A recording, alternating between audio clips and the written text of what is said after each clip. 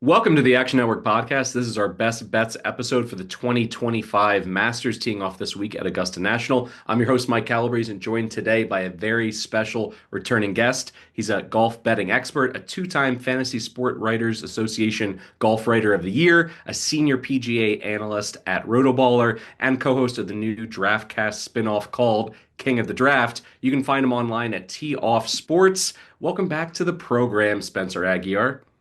Michael, it's always an absolute pleasure to do this show with you. Anything that I do over at Action Network is some of my favorite content that I put out every week. So I look forward to running through this board with you today. Well, we're set to head up Magnolia Lane with you. We're going to discuss the course, this field, and of course, consult your model, all in pursuit of delivering the biggest betting edges to our audience and what you're seeing this week at Augusta. Before we dive into those, though, there's probably a lot of listeners who may not bet golf on a regular basis. So let me ask you two questions right off the top. What makes the Masters such a unique tournament from a golf modeling and gambling perspective? And why do you just love this tournament? I think my favorite thing about the Masters is that whether you are a casual golf fan, somebody who maybe favors, all the other sports, or you're a diehard who eats, sleeps, and breathes this sport weekly, Augusta National really doesn't need that much of an introduction just because it's the most iconic venue in the world. Feel like people growing up have seen Augusta, you've seen the azalea flowers, you've heard about the pimento cheese sandwiches, and you know about the green jacket.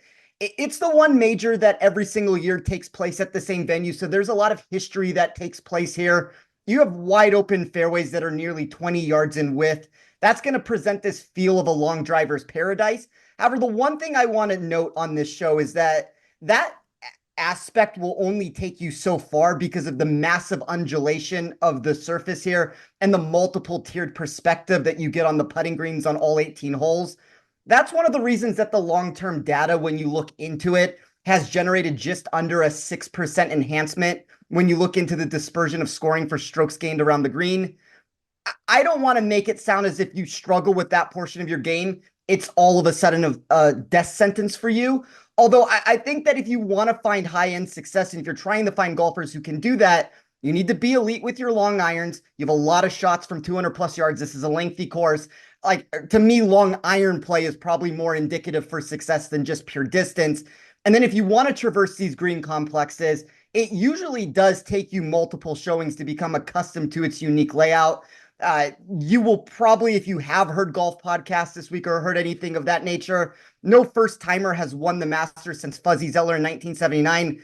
That kind of goes down the road that I'm talking about here of there being experience that's needed for this course. I think for me, overall, a sharp short game, if you can scramble, salvage scores with your three putt avoidance, fiery fast greens here. And then if you look at the pure distance answer, because I just want to go and circle back to this one last time, because you do have a venue that's over 7,400 yards. Yes, it's going to need to be some sort of importance for you. If you're not inside the top 40% of my model in distance off the tee, you're pretty much eliminated from my build altogether. But if you're only looking for long distance, that should mean that a golfer like Bryson DeChambeau would have more success here than he's had. If you look at Bryson DeChambeau's profile, longest golfer in the world, it took him until last year to post his first top 20 at the property. And he did that in an extremely soft course on Thursday that got quicker as the week went on. And you kind of saw that score go downward. And I don't think that that's how it's going to play this year. As this week ends up progressing from Thursday to Sunday, you're going to have those fiery fast greens. So you're going to have to know where you can miss, where you cannot miss, and then take advantage of your opportunities when you get them. I like that you brought up two facts. The first, that it's so difficult for first timers to win here at Augusta National, and also how intoxicating the optics and the aura of this place can be. And I'm not just talking about the $6 domestics that they're serving up to the patrons in the audience.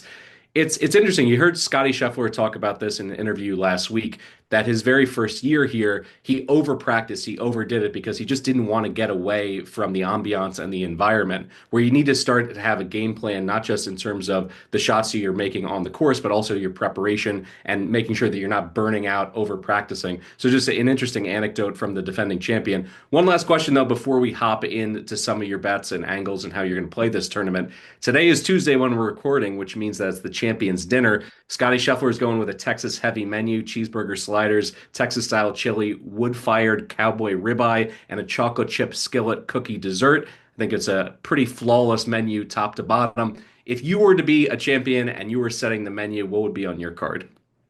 I would probably keep it rather simple. I would start with a Caesar salad. I love filet mignon. Give me filet, give me lobster. And then for a dessert, I have a sweet tooth. Anything chocolate in the world. Like you could just put the entire dessert menu of a chocolate ensemble of goodness there, and I would be very happy. As many of the audience members know, I'm a Calabrese from the Mediterranean, so I'm going to keep it Mediterranean with my menu top to bottom. Rhode Island style calamari with peppers to start, a feta dip from the Greek Isles, lemon orzo soup, chicken slouvaki, and zeppelis with a trio of dipping sauces for dessert. That's at least the way I would play it if I could, maybe shoot underneath a 90 for once in my life. I think there's probably a good chance that I'll never get to set the Masters menu, but if I did, hopefully I can influence, somebody who has the game to actually put on the green jacket. And for those looking to participate this week from a DFS perspective, Spencer and our Fantasy Flex podcast crew teamed up with DraftKings to dedicate an entire episode to DraftKings $10 fantasy golf millionaire contest. So be sure to check that out over at Fantasy Flex. Now, if you went purely by the betting market, it seems as though there's two elite golfers and then there's everybody else. Scotty Scheffler, the defending champion of the Masters, is priced at 4-1 in the market. And then there's Rory, still in pursuit of that career Grand Slam. He's in the plus 650 neighborhood. Do you see this as a wide open field that could produce another Danny Willett, a Charles Schwartzel, a Trevor Immerman, or will this be the fourth straight Masters with a consensus top five golfer taking home the green jacket? I like that you asked that question, Michael. So I write an article every year. It's called The Seven Deadly Sins. I want to preface this answer by saying that I do not typically believe in trends in anything of that world of those returns. I kind of said this yesterday on the Fantasy Flex show. Trends are often lazy narratives that are already known by sports books. They're used when you really don't have a better way to articulate your stance from a statistical perspective. However, when we go and we circle back to what I said earlier in the show, it's the one time a year in golf where I do believe trends matter. This is the one major championship that is played at the same course every single year, and we know exactly what we need from a statistical perspective, with it being the most predictive venue year in and year out. So, you can read that article, get the entire list of players who qualified for me, who ended up not getting eliminated by one of those sins there. But I mentioned that article for two reasons, and it kind of stems back to the question that you just asked there. One, I started writing that piece in 2019. You are 100% correct. Chalky names have won this tournament every single season since then. But if you look at my article specifically, it has delivered all six winners there. And I understand that anybody who hears that goes, well, you picked a bunch of favorites who won a golf tournament. Congratulations on that. That's not exactly how that goes, though, because when I cut down these players and I narrow down the list, you usually get a list that's somewhere between, at the very low end of it, six names out of 90 something plus. This year we have 95, but it's usually about six names to 10 or 11 names that survive to the very end.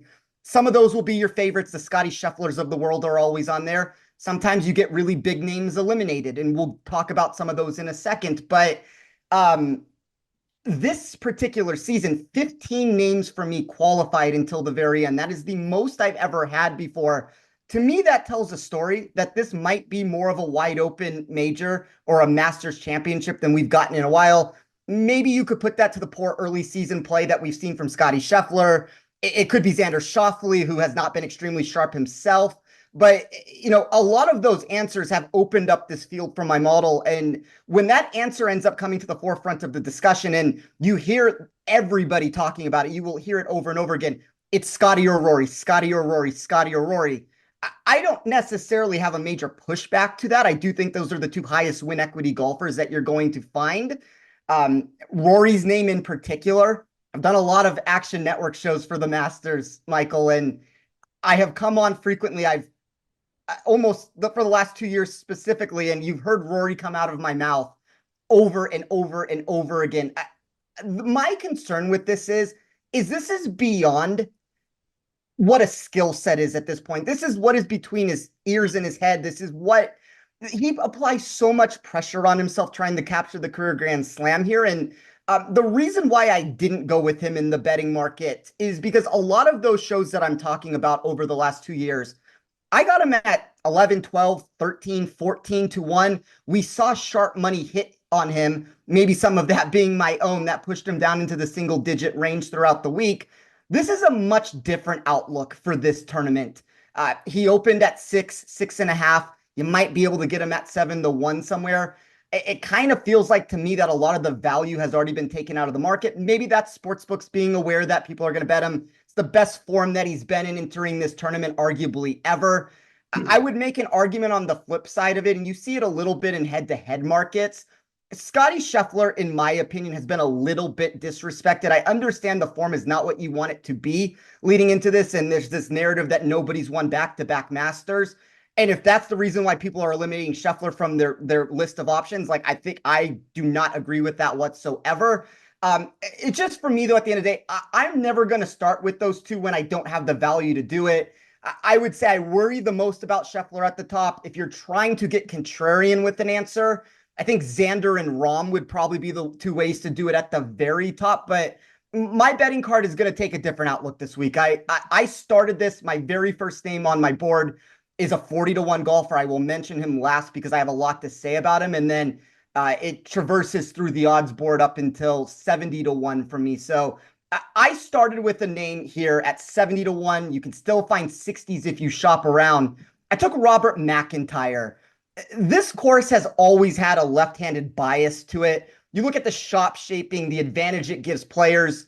We've seen that come to fruition with a green jacket being placed on that player that's a lefty 6 times over the last 22 years of this tournament.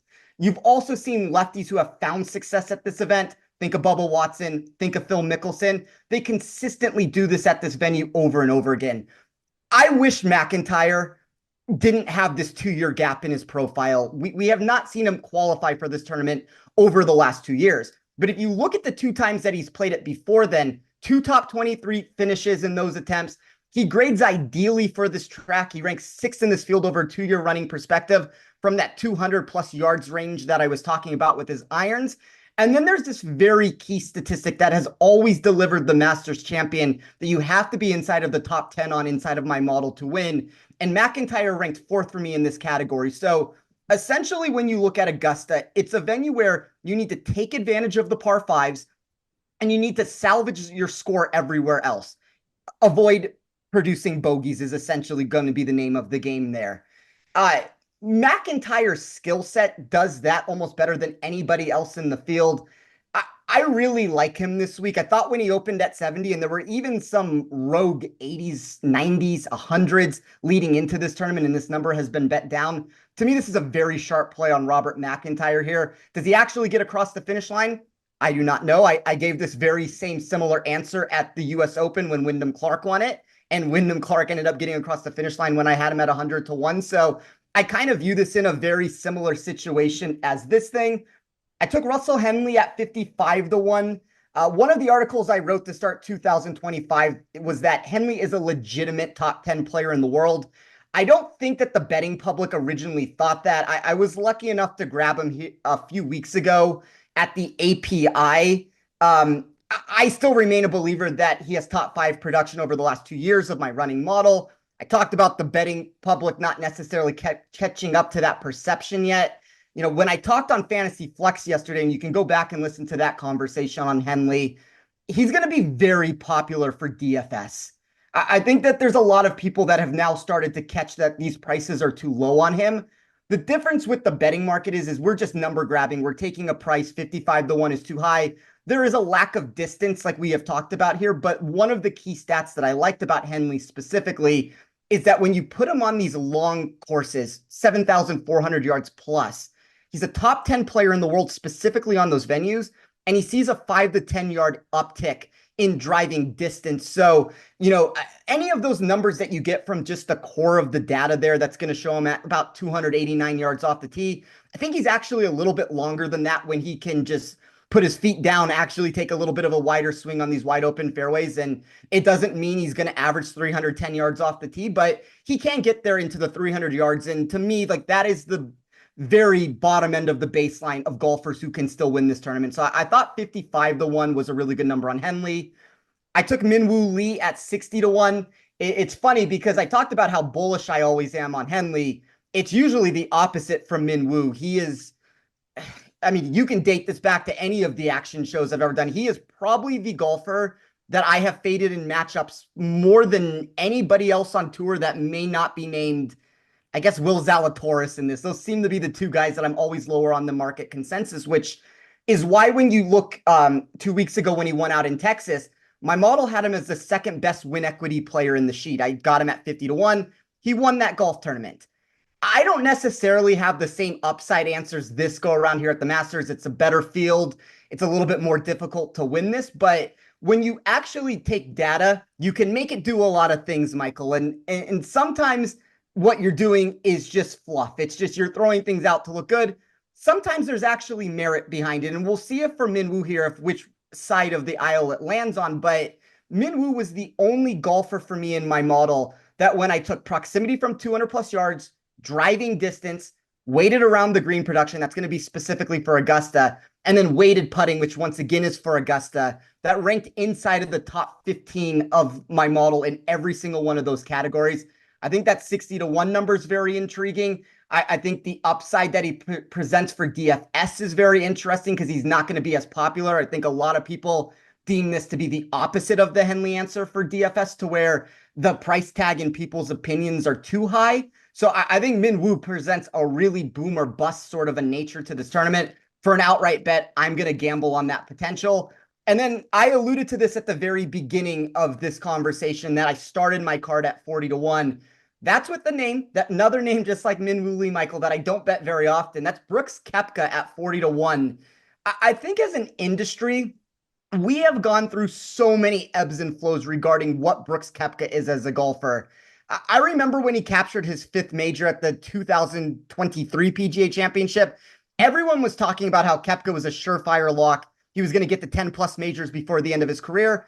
And I was very, very aggressively on the opposite end of that spectrum there. One of the answers that I would often respond when somebody asked me how many majors will Koepka win, I said he's more likely to be stuck at 5 than he is to get to 10. And, you know, I don't know exactly where we're going to land. He's still in his mid 30s. He could get hot again and all of a sudden ring off a couple more and get himself here into the 6, 7, 8, 9, 10 sort of a range. But I think when we look from the general public on this answer, you used to have this narrative around Koepka, big game hunter, a golfer that's going to enter all these majors and he's going to give you the best result he can possibly give you, regardless of what his form is. And then when he entered Live, I don't think people were as concerned about him as other golfers because he was never really a guy that flashed leading into majors to begin with. And we saw him win that 2023 PGA Championship that I talked about. But since that major result, it's been 6 bad results in a row. He hasn't finished better than 26. All 6 of those finishes have landed between 26th and 45th. I just think that those concerns have been massively overblown in this situation. I don't know where Koepka stands. We can give this answer with all of the Live golfers. I can see Live results. There's very limited data for us to be able to pull from in those situations. But with that, and with the uncertainty, and with Koepka being the overlooked commodity there, this is another number grab situation to where this is a golfer that has 2 times come second at this course. He's talked about his comfortability at this venue. I think he has the ideal skill set to still find an advantage here. Talk about the long iron play that I discussed. You talk about the short game acumen. All of that still comes into play for him. So it's going to be this boom or bust outcome from him. But I did think that 40 to 1 plus, depending on where that ends up drifting to, because by the time we tee off on Thursday, I don't know where this is going to land. This has not been getting shorter throughout the week. It just keeps climbing. I think it's worth a gamble on him there. So you laid out a handful of really interesting medium to long range odd players. And I think that kind of feeds into a question that we cover particularly in any major sporting event across Action Network, and it's the live betting angles. You may not have, a pre-tournament, a pre-match, a pre-game number that you love, but if a certain narrative plays out and the number becomes lucrative, you want to hop in. Of the, let's call it the top 5 to 10 golfers in this field, who do you think is best positioned to make up after, let's call it, a mortal first day on Thursday, and then all of a sudden rocket up the leaderboard and come back with a double-digit odd number as opposed to a 4-1, a 7-1, as I alluded to earlier in terms of Scotty and Rory at the top of the card? Yeah, that's usually the Rory blueprint at the Masters. He doesn't quite get himself there. The problem with that answer is Rory, no matter what he does, and you can put Scotty in the same boat there. No matter what they do in round one, those numbers are not going to get much better. So we're going to have to probably throw those two out for this discussion. I just don't think we ever see a drift far enough up for it to make logical sense. For me, it would probably be either John Rahm or Xander Schauffele. Schauffele's another golfer that I back quite frequently in a lot of these tournaments, major championships included. There was a narrative around him for the longest time that he could not get himself across the finish line, and then does it 2 times last year, and that narrative has gone out the window. I'm very curious to see what Rahm and Xander do on day one. I'm curious to see where their odds drift throughout the tournament. I think those are two names that the public still seems to be much lower on. And when that's the case, we can potentially get some drifts that occur with it. And I mean, I agree with you 100%, Michael. Like that's one of the reasons I love my pre-tournament model. My pre-tournament model is my baby. It's like my bread and butter for all my matchups and everything there. But my in-tournament model is my favorite thing that I have because, I take the pre-tournament data, I merge it and infuse it into the in-tournament stats. It gives me my weights and my grades and my ranks for every single player. And that's something that every single week, betting week in and week out, and I've been doing this for a really long time. That is where I make my most money is from the in-tournament bets, specifically on the matchup front of it. That is my go-to sector there. Want to make extra money daily from your sports betting? I'm always trying to find ways to take sports betting to the next level. That's why I'm excited to share with you Edge Boost, the financial platform that pays you cash back to wager. Edge Boost is an online bank account that pays you for every deposit. With the Edge Boost Visa debit card, you can receive up to 0.5% cash back on all your sports book, daily fantasy site, and casino transactions. That's free money in your pocket for doing what you're already doing. It's a no-brainer.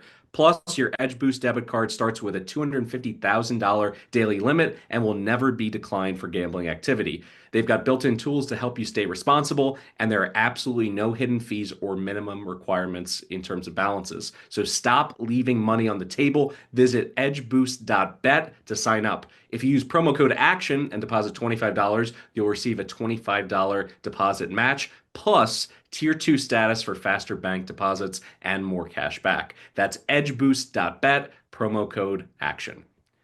All right, Spencer, any additional bets or angles that you're looking for? As I mentioned at the top, for some of the casuals who are not betting golf on a weekly basis, there's different, opportunities to hop into markets, top international, top amateur, as you mentioned, some of those head-to-heads. Are there anything else on your card that you'd like to share with us before the action tees off on Thursday? So I'm going to keep it in the head-to-head market. For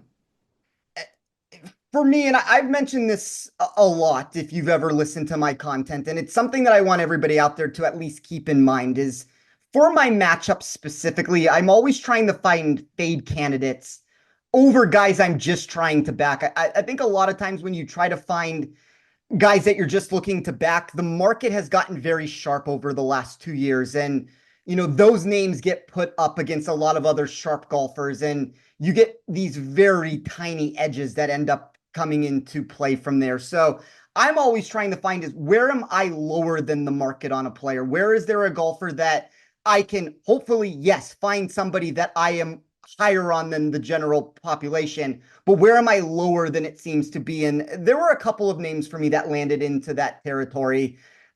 Victor Hovland was one of them. Didn't necessarily find a matchup where I wanted to go down that route. I think you can consider a Brooks Koepka. The unknowns kind of had me stay off of that one. One of the ones I gave on Monday was Patrick Reed minus 125 over Sahith Theegala. You might have to shop around for that price still. We kind of obliterated that line in the Rotoballer Discord that I have. I think if you look at that one specifically, though, and you're trying to find reasons to fade Theegala, he's averaged negative 1.9 strokes with his irons over his last 5 tournaments and just under a half stroke off the tee. I do think that the wide open nature of Augusta does help him marginally to find a little bit more safety. But my biggest takeaway from him is when you look at this 2 year running model that I have from his short game, it is not as stout as it used to be. My model 2 years ago, a year and a half ago, used to view him as a top 10 player in the world when it came to around the green play. And that's one of the reasons why he consistently found success here, mixed with that ability to spray the ball off the tee. It's not as good as it used to be. You add it to Reed, hasn't finished worse here than 36 and 7 years of playing it. I just get overall a golfer who's safer in my sheet. I thought this was playable up into the minus 165 range, so it kind of shows what kind of value I had there at that minus 125 open. And then the other one that I will mention on here, I talked about him yesterday when I talked to Chris Raybon and Derek Farnsworth on the Fantasy Flex. The most mispriced player for DFS, and it's going to correlate here for betting inside of my model, was Keegan Bradley. There are matchups out there, specifically at a book like Bet365, where you can find Keegan Bradley over Tom Kim. Tom Kim is one of those fade candidates inside of my model. I think he's gotten a boosted profile here because the course history looks fine, but it's a very big year for Bradley. It's one of those Ryder Cup captain. He's trying to play his way onto the team. The statistics grade as a top 20 player in the field. Markets do not grade him as a top 20 player for this tournament. So higher on him than general population, lower on Tom Kim. Those are my two favorite matchups at this point.